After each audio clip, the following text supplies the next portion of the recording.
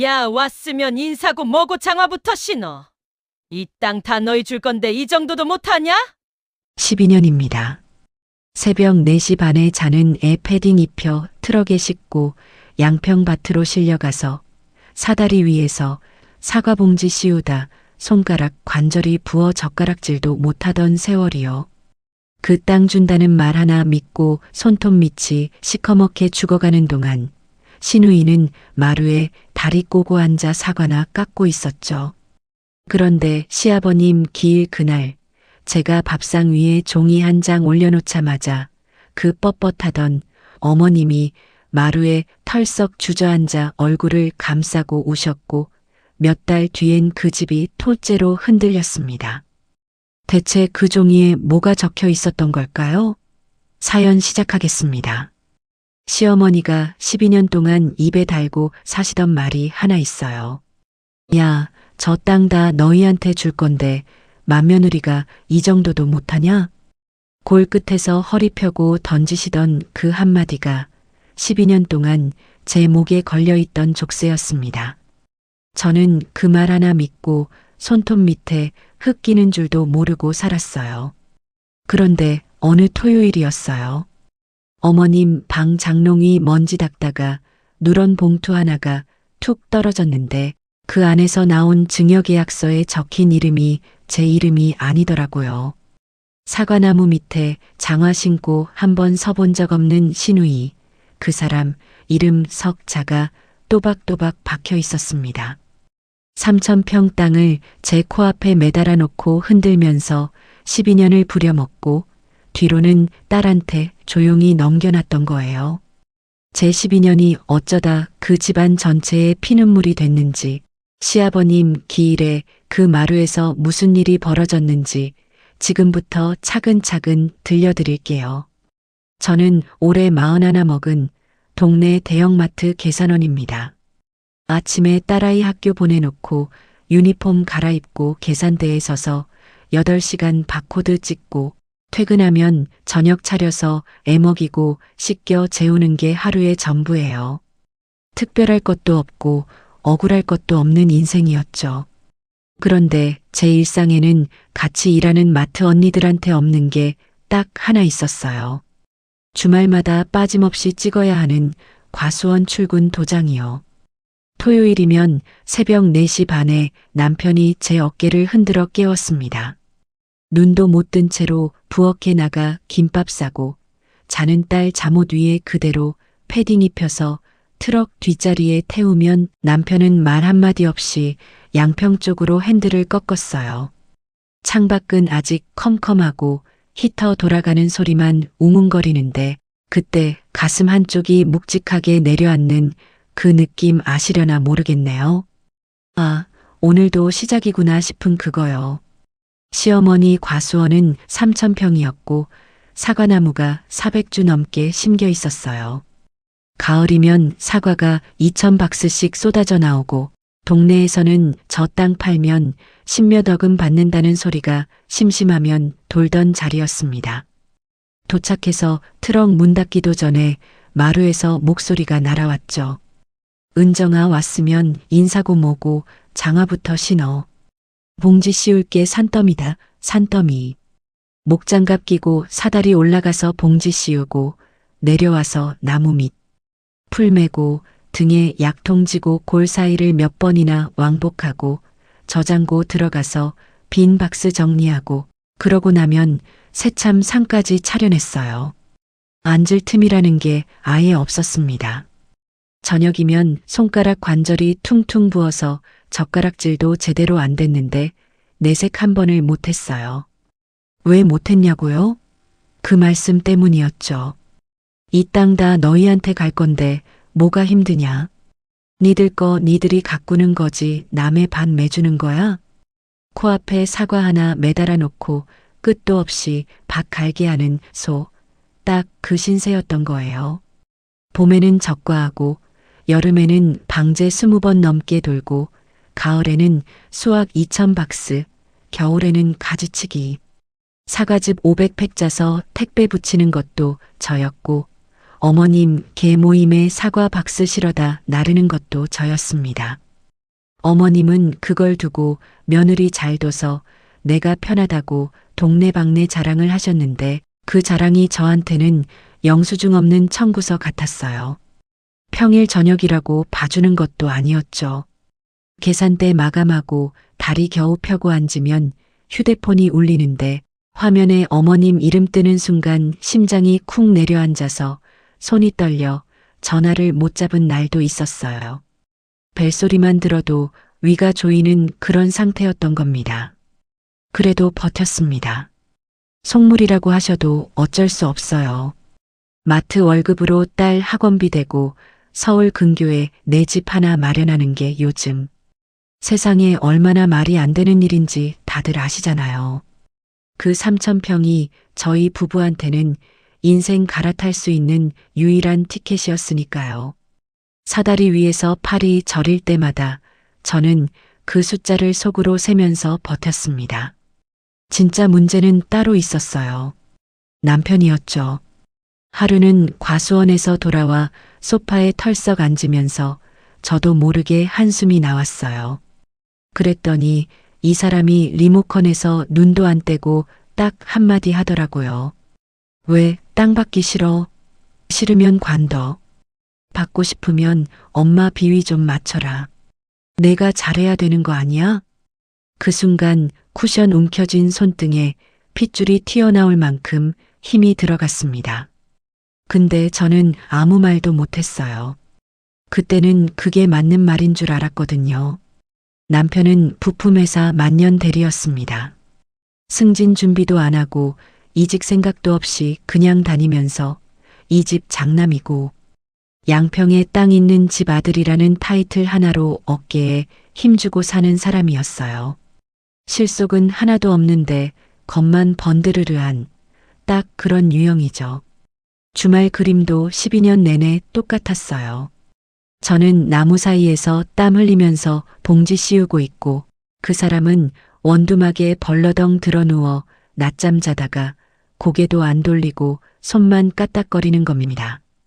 야, 물 좀.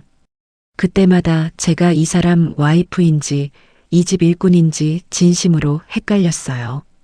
한 번은 하도 어이가 없어서 당신도 나무 좀 봐 했더니 눈도 안 뜨고 나 내일 출근해야 돼 하더라고요. 저는 뭐 다음날 출근 안 하나요? 저는 계산대에 8시간을 서 있어야 하는 사람인데요. 손톱은 아무리 씻어도 밑이 시커멓고 손목 보호대는 양쪽 다 차고 다녔고 팔뚝은 약 튄 자리가 얼룩덜룩했어요.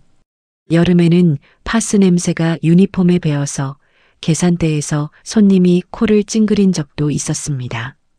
그날 저녁에 화장실 거울 앞에서 제 팔 냄새를 맡아보는데 기분이 참 그렇더라고요.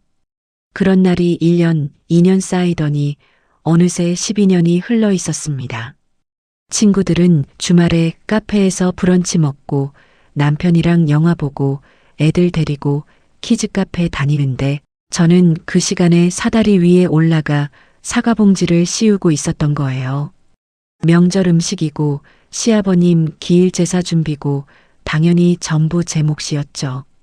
새벽부터 전 부치고 탕 끓이고 나물 볶으면서도 저는 속으로 스스로를 달랬습니다. 그래도 이건 결국 우리 집이 될 때니까 지금 고생하는 게 다 나중에 돌아오는 거니까 하고요. 마트 언니들이 은정아, 주말에 뭐해? 놀러 좀 다녀 물으면 저는 그냥 웃고 말았어요. 시골 가서 농사 짓는다고 하면 열이면 열시댁 땅. 야, 그거 준다는 말을 믿어?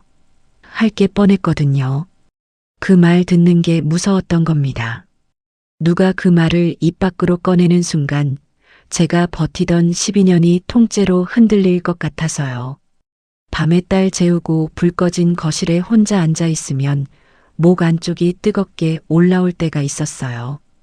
올 생각도 없었는데 눈물이 저절로 뚝뚝 떨어져서 손등으로 훔치며 중얼거렸습니다. 조금만 더 참자, 조금만 더 하면 그 땅이 우리 거 되는 거니까. 그러면 다 보상받는 거니까. 통장에 찍힌 숫자 하나 없이 어머님 입에서 나온 구두 약속 하나만 붙들고 저는 12년 동안 매주 새벽 트럭 조수석에 올라탔어요. 처음에는 그래도 주말만 불렀어요. 그런데 어느 순간부터 슬금슬금 평일에도 호출이 오기 시작하더라고요. 밤 10시에 전화가 왔습니다. 받자마자 인사도 없이 이러시더군요. 야, 오늘 새벽에 설이 내린단다. 지금 당장 와서 물 뿌리고 방상팬 돌려. 사과 다 얼어 죽으면 니들 손해야. 내 손해야? 저는 현관에서 신발 한 짝만 신은 채로 한참을 못 움직였어요. 문고리를 손가락 마디가 하얘질 만큼 붙잡고 서 있었는데도 명치 밑에서 치밀어 오르는 게 도무지 안 가라앉더라고요. 그래도 결국은 트럭 타고 나가서 새벽 3시까지 골 사이를 뛰어다녔죠. 다음날 계산대에서 졸다가 같은 카드를 2번 긁었어요. 손님한테 한 소리 제대로 듣고 점장님한테도 눈치를 받았습니다. 그날 화장실 거울 앞에서 제 얼굴을 봤는데 눈밑이 시퍼렇게 죽어 있더라고요. 30살에 결혼한 사람이 왜 이러고 있나 싶었어요. 그래도 참았습니다. 제 표정이 조금이라도 안 좋으면 어머님이 꼭 그 말씀을 꺼내셨거든요. 재산 다 너네 줄 건데 뭐가 그렇게 아까워? 사람이 속이 좁으면 들어올 복도 달아나는 거야. 그 한마디가 보이지 않는 밧줄처럼 제 손목을 딱 묶어놨어요. 아깝다는 소리 한 번 한 적 없는데 제 속을 지 마음대로 규정하고 저는 또 그 앞에서 아니에요. 어머니 하면서 웃었죠. 반면에 시누이는요. 12년 동안 흙 한 번을 안 묻혔습니다. 명절이든 수학철이든 승용차로 슬쩍 들어와서 마루에 다리 꼬고 앉아 사과 깎으면서 이러고 있었어요. 엄마 사과가 진짜 백화점 것보다 훨씬 낫다니까. 이거 왜 이렇게 달아? 시누이 특기는 아양이었어요. 어머님 뒤에 앉아서 어깨를 조물조물 주무르면서 물 흐르듯이 말을 뽑아내는데 듣고 있으면 기가 찰 정도였죠. 엄마 없으면 이 집이 어떻게 돌아가겠어. 근데 엄마 요즘 얼굴 왜 이렇게 좋아졌어? 어디 좋은 데 다녀? 그러면 어머님은 입이 귀에 걸려서 우리 딸이 말을 참 예쁘게 한다니까 하시는 거예요. 저는 그때 저장고에서 사과 박스 나르다가 마루 쪽을 봤는데 속에서 열불이 나서 박스 모서리를 어찌나 세게 쥐었는지 손바닥에 자국이 다 남았습니다. 수학철에 시누이가 빠지는 핑계는 매번 새로웠어요. 애가 학원 시험이라 데려다 줘야 한다. 남편이 현장 나가서 애 볼 사람이 없다. 요새 허리가 안 좋아서 앉지를 못한다. 신기한 게 뭔지 아세요? 어머님이 딸한테는 단 한 번도 그래도 와서 좀 도와라 소리를 안 하셨다는 거예요. 저한테는 봉지 씌운 게 삐뚤어졌다고 지적하시고 사과 꼭지를 그렇게 자르면 상처 난다고 지적하시고 새참 국이 짜다고 지적하셨죠. 그런데 시누이가 갈 때는 저장고 문을 활짝 열어놓고 이러시는 겁니다. 야, 가는 길에 사과 좀 실어 가. 그거 남 주면 뭐하냐. 내 딸 먹는 게 낫지. 그 박스 개수가 해마다 늘어났어요. 처음엔 2박스였다가 다음엔 5박스였다가 어느 해에는 지인들 선물용이라면서 10박스를 트렁크랑 뒷자리에 꽉꽉 채워서 실어갔습니다. 그 사과 봉지 씌운 사람도 저고 약 친 사람도 저고 박스에 담아 테이프 붙인 사람도 저였는데 말이죠. 하루는 도저히 못 참겠어서 밤에 남편한테 털어놨어요. 목소리가 떨리는 걸 누르면서 겨우 꺼낸 말이었습니다. 여보, 나는 매주 새벽부터 밭에 처박혀 있는데 아가씨는 코빼기도 안 비추잖아. 사과만 실어가고 어머니한테 딱 한마디만 해줘.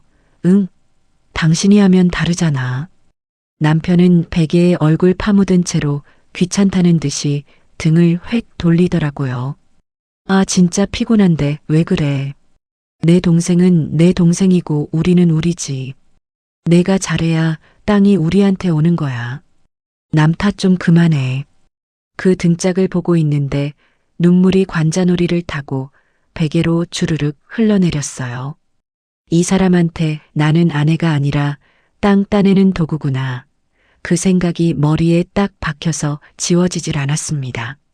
생각해보면 신우이가 잘하는 건 딱 하나였어요. 어머님이 듣고 싶어 하는 말만 골라서 하는 거요. 명절엔 홍삼 세트 하나, 생신엔 백화점 케이크 하나. 저는 몸으로 때우고 신우이는 입으로 때운 셈이니까 어찌 보면 그 사람이 저보다 훨씬 영리했던 건지도 모르겠네요. 거기다 저를 은근히 깎아내리는 게 또 특기였습니다. 온 식구 다 있는 밥상에서 웃으면서 이러는 거예요. 올케는 손이 좀 굼떠서 엄마가 고생이 많지. 엄마 혼자 다 하는 거 아니야? 저는 그때 국구를 들고 서 있었는데 대답도 못했어요. 아니 굼뜬 사람이 어떻게 새벽 5시부터 밤 9시까지 골을 뛰어다니나요? 근데 그 말에 어머님이 그러게 말이다 하고 맞장구를 치시는데 국그릇이 손에서 미끄러질 뻔했습니다. 한 번은 방제하다가 약이 얼굴에 튀어서 두드러기가 시뻘겋게 올라와 병원까지 갔어요. 어머님이 뭐라고 하셨는지 아세요? 요즘 젊은 사람들은 몸이 약해서 큰일이야. 나 젊었을 땐 약통 지고 하루 종일 다녀도 멀쩡했다. 그날 저는 약 자국 남은 얼굴에 마스크 쓰고 다시 골에 들어갔습니다. 어느 일요일 밤이었어요. 과수원 갔다 늦게 들어와서 씻으려는데 딸이 제 팔을 붙잡더니 묻더라고요. 엄마는 왜 주말마다 없어? 지우 엄마는 주말에 맨날 같이 있는데. 가슴이 쿵 내려앉는데 무슨 말을 해야 할지 모르겠어서 애머리만 쓰러졌어요. 나중에 다 잘 될 거라는 말은 7살한테 아무 의미가 없잖아요. 그런데 어느 해부터인가 신우이 손목이 달라지기 시작했습니다. 어디서 금방 사온 것처럼 반짝거리는 시계가 걸려 있고 올 때마다 로고 선명한 새 가방이 팔뚝에 얹혀 있는 거예요. 명절마다 가방이 바뀌니까 눈에 안 띌 수가 없죠. 신우이 남편은 작은 조경 하청 업체를 하는데 만날 때마다 하는 소리가 똑같았어요. 아유 형님, 요즘 경기가 안 좋아서 죽겠어요. 현장이 아예 안 돌아가요. 그런 집에서 저 정도 지출이 되나 싶었지만 저는 그냥 넘겼습니다. 남의 집 살림 사정을 제가 알 게 뭐예요. 그때는 그거 신경 쓸 여력도 없었고요. 그러다 그해 명절이었어요. 신우이가 흰색 대형 외제차를 몰고 마당으로 스르륵 들어오는데 차 문 열고 내리면서 선글라스를 머리 위로 밀어 올리는 그 모습이 무슨 드라마에 나오는 사람 같더라고요. 저는 수도가에서 흙 묻은 목장갑을 벗다가 그 광경을 보고 손을 멈췄습니다. 뭐랄까, 코끝을 스치는 위화감 같은 게 있었어요. 퍼즐한 조각이 안 맞는 그 묘한 기분이 조약돌처럼 가슴에 툭 걸렸죠. 어머님은 마당까지 나오셔서 차보닛을 손으로 쓸어보시면서 자랑을 하셨어요. 봐라, 우리 딸이 이렇게 잘 산다. 사위가 능력이 있어서 그래. 그때 저는 새참상을 두 손으로 받쳐들고 그 옆에 서 있었습니다. 팔이 저려오는데 아무도 상 좀 받아주는 사람이 없더라고요. 그래도 저는 그냥 넘겼어요. 애들 크면서 좀 무리하나 보다. 요즘 다들 리스로 뽑고 카드 돌려막기도 하니까. 저 집도 그런가 보다 하고 말았죠. 하필 그날이었어요. 딸이 밤새 열이 39도까지 올라서 새벽 내내 이마에 해열 패치 갈아붙이고 미지근한 물수건으로 몸 닦아주다가 해 뜰 무렵에야 겨우 눈을 붙인 토요일이었습니다. 아침 8시에 전화가 울렸어요. 눈도 못 뜬 채로 받았는데 어머님 목소리가 쨍쨍하더라고요. 오늘 농협 사람들이랑 친구들 몇이 과수원 구경 온댄다. 마당 좀 쓸고 밥이랑 새참 좀 차려라. 뭐 거창하게 하란 것도 아니고 간단하게 하면 돼. 12년쯤 하다 보면 압니다. 어머님 입에서 나오는 간단하게가 무슨 뜻인지요. 닭 2마리 삶고 전세 종류 붙이고 겉절이까지 새로 묻혀서 상에 올려야 그제야 고개를 끄덕이시는 게 어머님의 간단하게였어요. 저는 이불 속에서 눈 감은 채로 전화를 받고 있었습니다. 옆에서 이제 막 열내린 딸이 새근새근 자고 있었는데 그 숨소리를 들으면서 입술을 꾹 깨물고 대답했죠. 네, 어머니, 지금 갈게요. 남편은 거실에서 야구 하이라이트를 보고 있었어요. 제가 옷 갈아입고 신발 신는 동안 고개 한 번을 안 돌리더군요. 물론 신우이한테는 전화 한 통도 안 갔을 겁니다. 어머님이 이런 일로 딸을 부른 적은 12년 동안 단 한 번도 없었으니까요. 과수원 옆 시골집에 도착하니 어머님은 마루에 앉아서 턱으로 부엌 쪽을 가리키셨어요. 저는 인사만 대충 하고 마당 쓸고 닭 삶고 전 부치고 겉절이 묻혀서 손님들 앞에 새참 상을 2개나 차려냈습니다. 손님들 앞에서는 또 어머님이 그러시더라고요. 우리 며느리가 착해서 이런 건 다 알아서 해. 시켜서 하는 게 아니야. 지가 좋아서 하는 거지. 저는 그 소리를 들으면서 마당에서 대야에 담긴 그릇을 씻었어요. 손님들 다 돌아간 오후에 어머님이 방에서 부르셨습니다. 은정아, 안방 장롱 위에 먼지 좀 닦아라. 오래 안 닦았더니 손가락으로 그으면 줄이 그어진다. 저는 이불 개고 걸레 빨아서 까치발 들고 손을 뻗었어요. 장롱이 워낙 높아서 손끝으로 더듬거리며 훑는 수밖에 없었죠. 그 순간 장롱이 깊숙한 데서 뭔가가 스르륵 미끄러져 나오더니 바닥에 툭 떨어졌습니다. 입구가 반쯤 벌어진 누런 서류 봉투 하나였어요. 먼지를 툭툭 털고 삐져나온 종이를 도로 밀어 넣으려는데 글자 4개가 눈에 확 들어오더라고요. 증여계약서. 그 4글자를 보는 순간 심장이 쿵 내려앉고 손끝이 싸늘하게 식었습니다. 저는 고개를 들어 주위를 한번 둘러봤어요. 방문은 닫혀 있고 마루에서는 텔레비전 소리만 웅웅 울리고 있었죠. 떨리는 손으로 서류를 천천히 꺼냈습니다. 증여자란에는 어머님 이름이 적혀 있었고 수중자란에는 시누이 이름 석자가 또박또박 박혀 있었어요. 목적물은 양평 그 과수원, 집원까지 그대로. 공증 도장까지 빨갛게 찍혀 있고 날짜는 석 달 전이었습니다. 다리에 힘이 쭉 빠지는데 머릿속으로는 이상하게 계산이 돌아가더라고요. 석 달 전이면 제가 사다리 걸고 봉지 씌우고 약 10번 넘게 치고 풀 메고 새참 상 나르던 그 시기예요. 이미 남의 이름으로 넘어간 나무에 제가 올라가서 팔 저리도록 봉지를 씌우고 있었던 겁니다. 혹시나 아니 제발 아니길 바라는 마음에 저는 주머니에서 휴대폰을 꺼냈어요. 인터넷 등기소 들어가서 집원을 넣는데 손가락이 떨려서 오타가 나는 바람에 지우고 다시 치기를 3번이나 반복했습니다. 열람 버튼 누르고 화면 뜨기까지 그 몇 초가 몇 시간처럼 길었어요. 갑구를 확인하는 순간 입에서 소리가 새어나올 것 같아서 손으로 입을 틀어막았습니다. 등기원인은 증여, 소유자란에 박힌 이름은 신우이. 석 달 전 날짜로 아주 깔끔하게, 아주 완벽하게 처리돼 있었죠. 의심이 사실이 되고 희망은 그 자리에서 산산조각이 났습니다. 그런데 진짜 충격은 그 다음이었어요. 손가락으로 화면을 내려서 을구로 눈이 가는 순간 숨이 턱 막혔거든요. 근저당권 설정.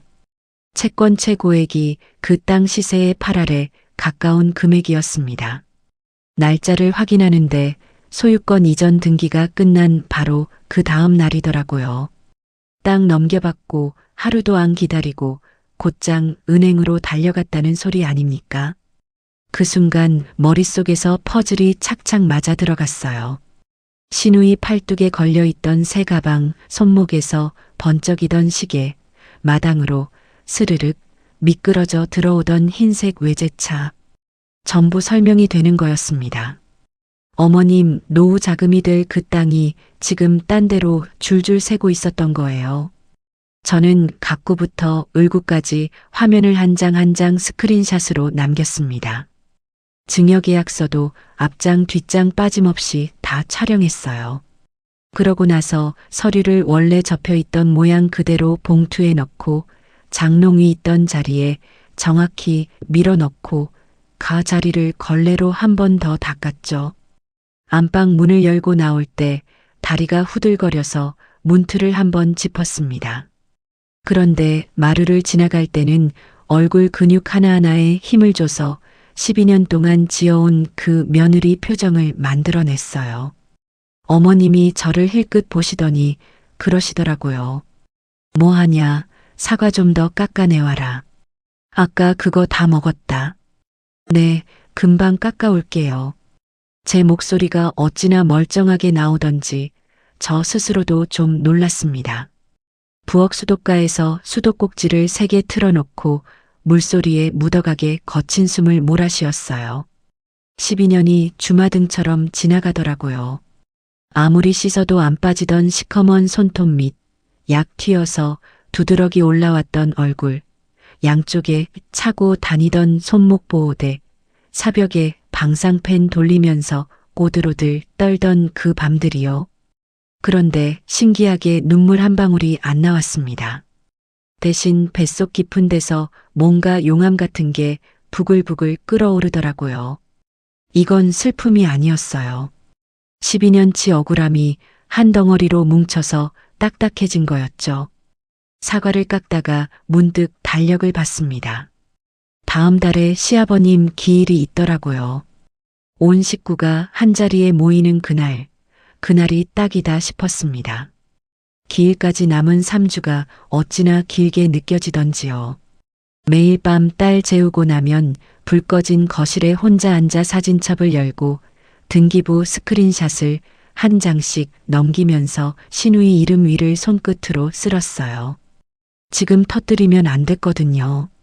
저 혼자 어머님 붙잡고 따져봐야 내가 뭘 잘못 봤겠지 소리 한마디에 묻힐 게 뻔했으니까요. 식구들 다 모인 자리에서 까발려야 효과가 사는 겁니다. 3주 동안 저는 완벽하게 연기했어요. 전화 오면 2번 울리기 전에 내 어머니 하고 받았고 주말엔 어김없이 과수원 나가서 꼴 사이를 걸어 다녔죠. 어머님이 요즘 우리 며느리 얼굴이 편내하실 정도였으니 말 다 했습니다. 거울 앞에서 연습도 했어요. 입은 웃고 있는데 눈동자는 차갑게 가라앉아 있는 그 표정이요. 처음엔 잘 안 되다가 나중엔 제법 그럴듯해지더라고요. 남편한테는 한마디도 안 했습니다. 그 사람이 미리 알면 흥분해서 그날 밤에 바로 어머님한테 전화 걸어 소리 지를 게 뻔했거든요. 그러면 어머님이 서류부터 치울 테고 저는 또 며느리가 남의 방 뒤졌다는 소리나 듣고 끝났겠죠. 대신 저는 등기부등본을 정식으로 한 부 더 발급받았어요. 접히지 않게 투명 파일에 끼우고 소유권 이전된 부분이랑 근저당 설정된 부분에 형광펜으로 진하게 밑줄을 그었습니다.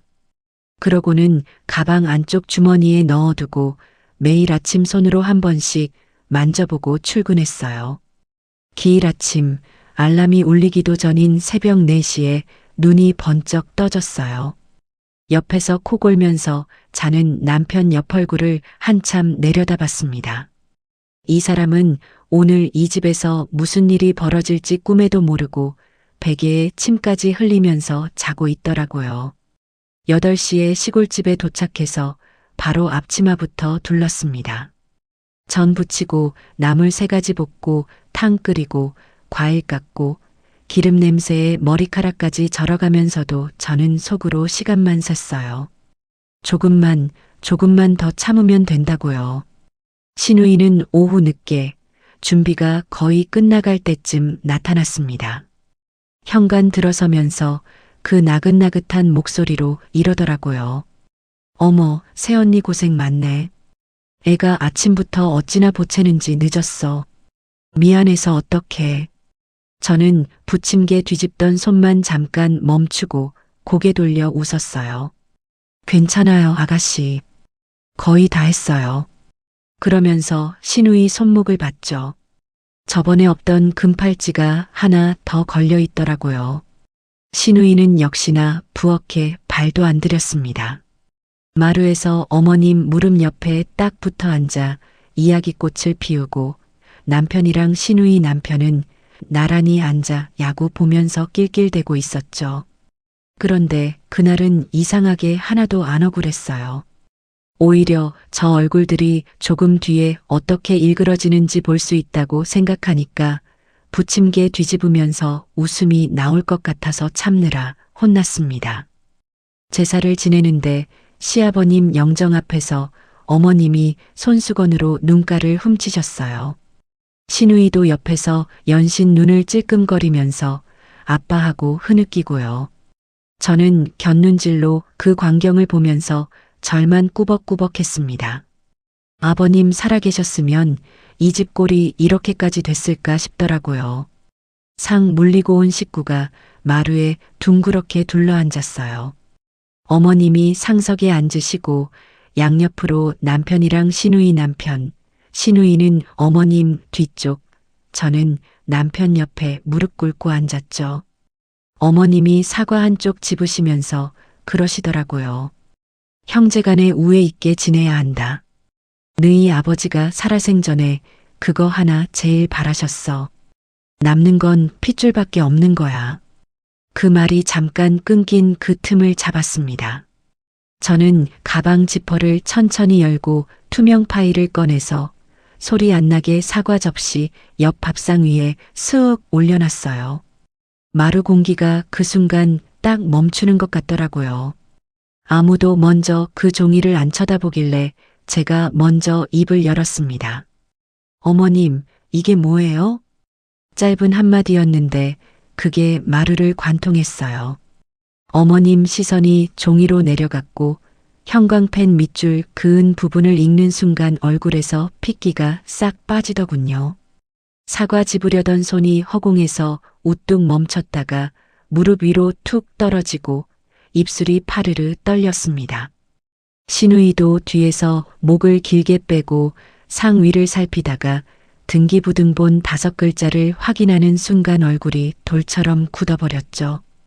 어머님은 뭔가 말하려다 삼키기를 서너 번 하시더니 갑자기 턱을 확 치켜드셨어요.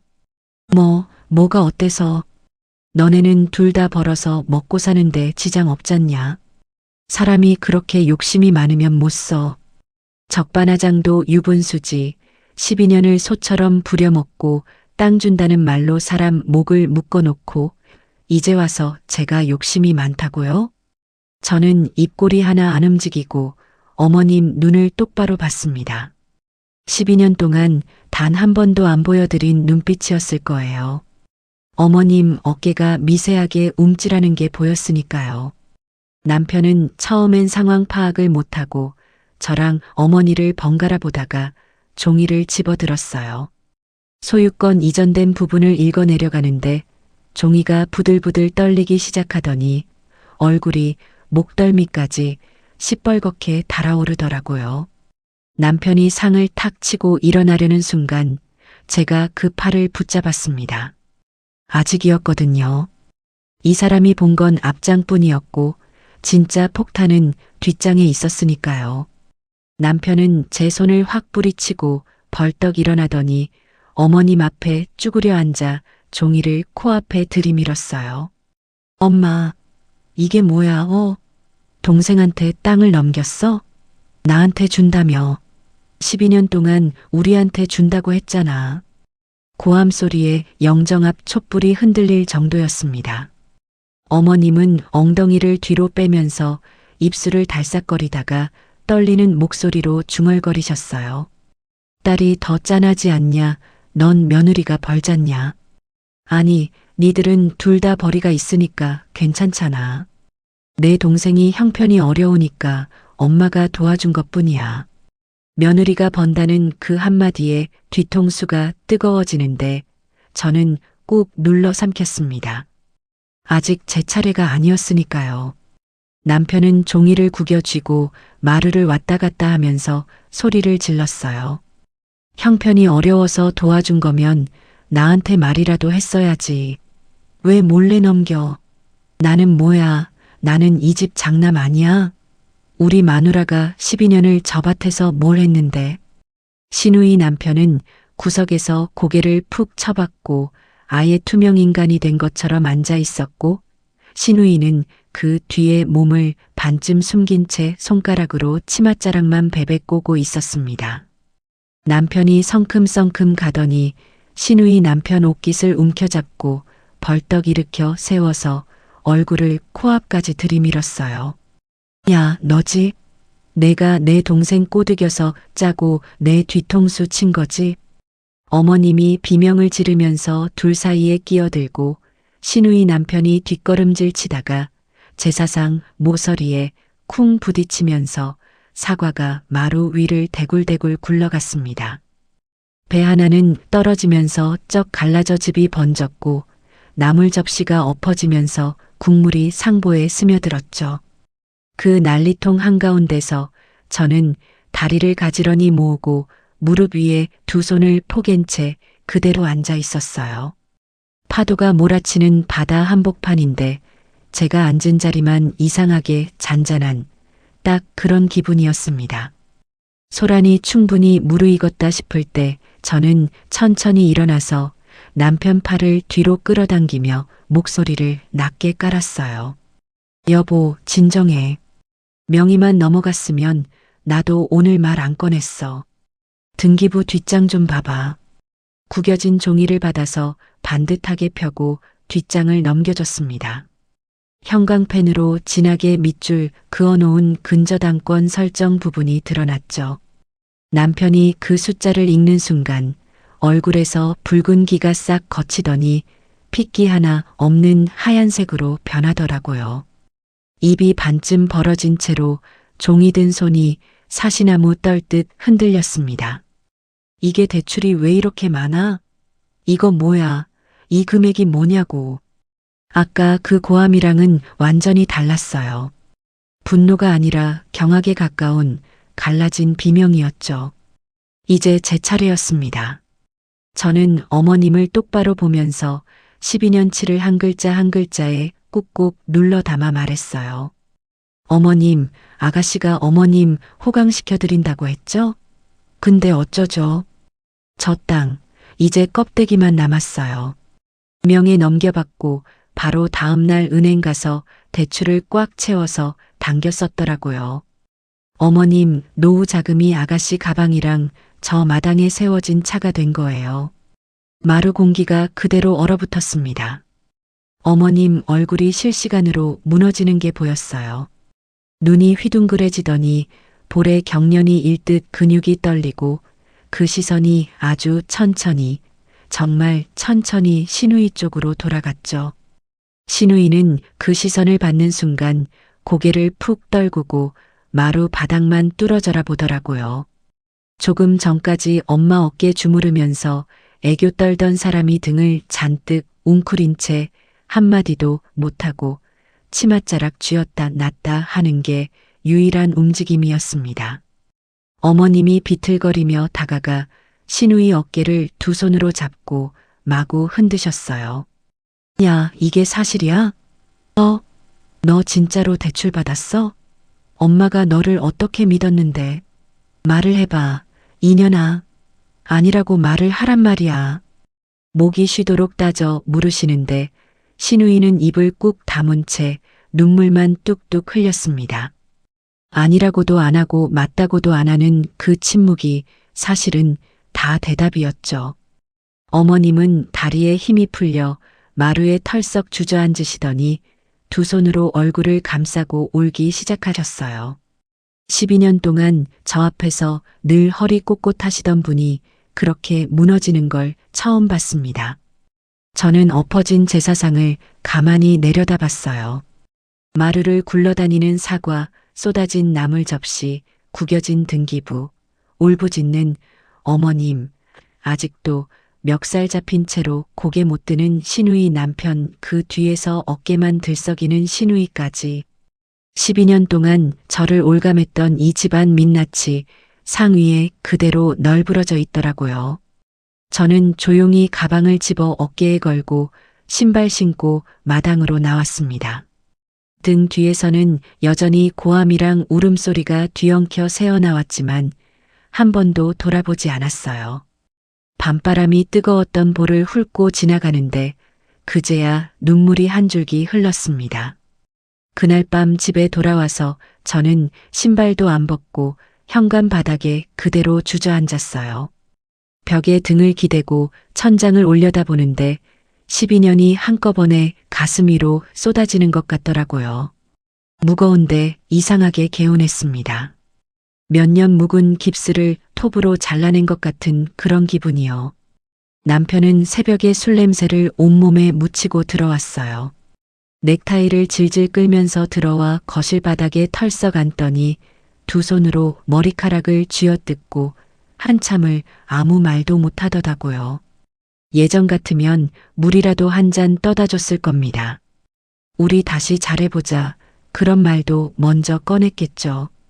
근데 그날은 손가락 하나 까딱할 마음이 안 들었어요. 12년 동안 저한테 위로 한마디 안 하고 땅 받으려면 참아라 소리만 앵무새처럼 반복하던 사람이잖아요. 가엾다는 생각보다 한심하다는 생각이 먼저 들더라고요. 이틀 뒤에 어머님이 충격으로 쓰러져서 병원에 실려가셨다는 연락이 왔습니다. 12년 만에 처음으로 신우이가 저한테 직접 전화를 걸었어요. 새언니, 엄마 좀 와서 봐줘. 나 지금 애들 때문에 병원에 계속 못 있어. 저는 아무 감정 없이 수화기를 귀에서 떼고 통화 종료를 눌렀습니다. 그 순간 아주 선명한 장면 하나가 떠올랐거든요. 딸한테 도장 다 찍어주고 나서도 저한테는 주말마다 전화해서 봉지 씌울게 산더미다 하시던 그 얼굴이요. 그게 떠오르니까 병원으로 발걸음을 옮길 이유가 하나도 안 남더라고요. 그 뒤 소식은 남편을 통해 조금씩 들려왔어요. 신우이가 이자를 감당 못해서 그 과수원이 경매로 넘어갈 위기라는 얘기였습니다. 매달 나가는 이자가 어마어마했을 텐데 조경 하청 수입으로 무슨 수로 버티겠어요. 하필 사과가 제일 굵어지는 철이었죠. 제가 봄에 사다리 걸고 하나하나 봉지 씌운 그 나무들이 그대로 빨갛게 익어가고 있는데 그 사과 다 팔아봐야 이자 몇 달분도 안 된다더라고요.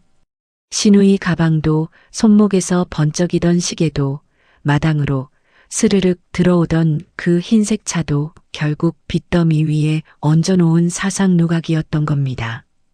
바람 한 번에 와르르 무너지는 딱 그 꼴이 났고 차를 제일 먼저 헐값에 팔았다는 소리가 들려왔어요. 신우이 부부 사이도 완전히 금이 갔다고 하더군요.